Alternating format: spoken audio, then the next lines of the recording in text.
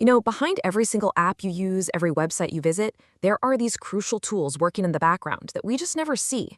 Well, today, we're pulling back the curtain on one of those tools, a tool that didn't just do its job better, it completely changed the game for how all modern software gets built. So think about this for a second.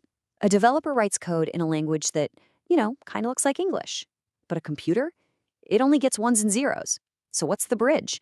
What connects those two worlds? Well, it's this incredibly important piece of software called a compiler. At its heart, a compiler is basically a translator. It takes all those human-like instructions and turns them into the raw machine code a processor can actually understand and execute. For decades, the undisputed king of compilers was GCC, the GNU Compiler Collection. But for one company that was growing faster than anyone could imagine, this king was starting to look more like a roadblock. Okay, let's set the scene. It's the mid-2000s. The iPod is an absolute phenomenon. The very first iPhone is just around the corner, and Apple feels completely unstoppable. But deep inside their engineering teams, a critical piece of their foundation, that compiler, GCC, was starting to crack under the immense pressure of their ambition. This quote from a longtime GCC developer just says it all, doesn't it? It perfectly captures the frustration. GCC was unbelievably powerful, for sure, but it was also this huge, slow, lumbering giant, a hippo. And Apple needed to move fast. They needed agility. They were trying to make the hippo dance. And their problems with it were getting serious. First, GCC's code was this massive, tangled thing, a monolith that was a total nightmare to integrate with their developer tools.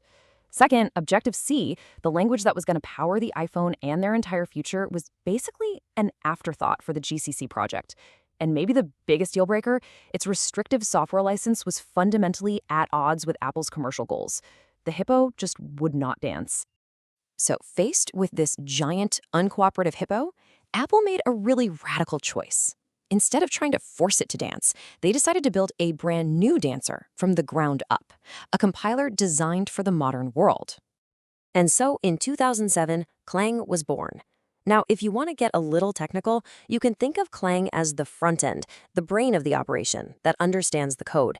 It was built from day one to work perfectly with another amazing project called LLVM, which you can think of as the back end, the hands that actually build the final program. Clang's mission statement was basically a direct attack on all of GCC's biggest weaknesses. They wanted lightning-fast compilation times and low memory use. They wanted error messages that were actually helpful to developers. And they wanted a clean, modular design with a business-friendly license. This was their battle plan. And this is so important to understand. Clang wasn't just a faster GCC. No, it was a complete and total reimagining of what a compiler could even be. The core idea was to shift away from one giant monolithic program to a collection of flexible, reusable libraries. You see, GCC's rigid workflow was kind of like an old-school assembly line. Everything happened in a set order, and it was really hard for other tools to peek inside and see what was going on. Clang, on the other hand, was designed like a set of Lego bricks.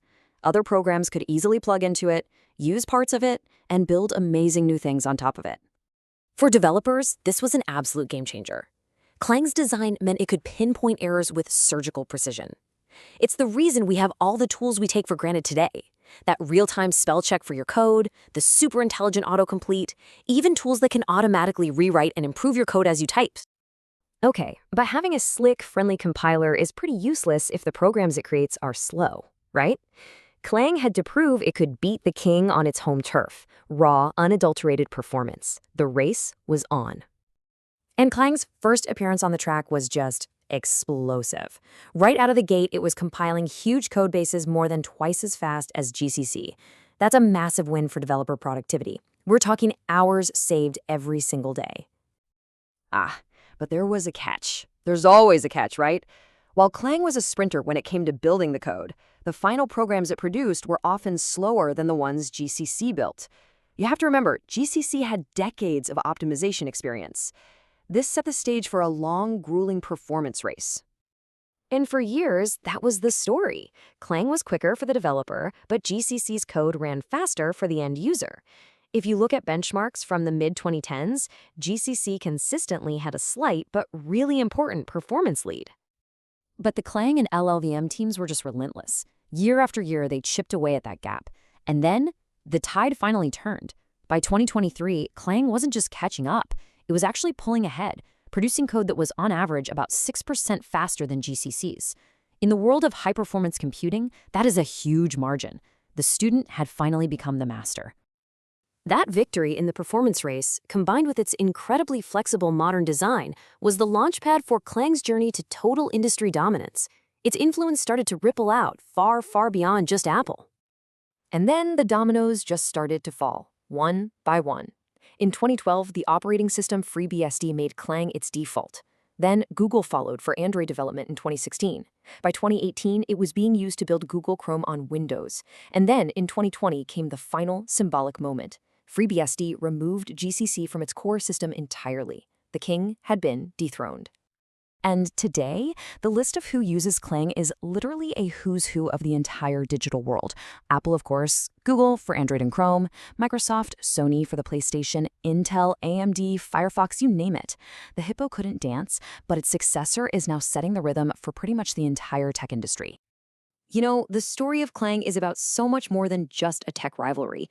It's really a powerful lesson in innovation.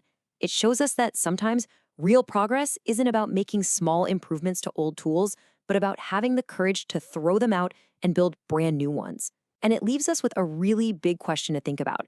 If software is in fact eating the world, what happens when we reinvent the very tools that build it?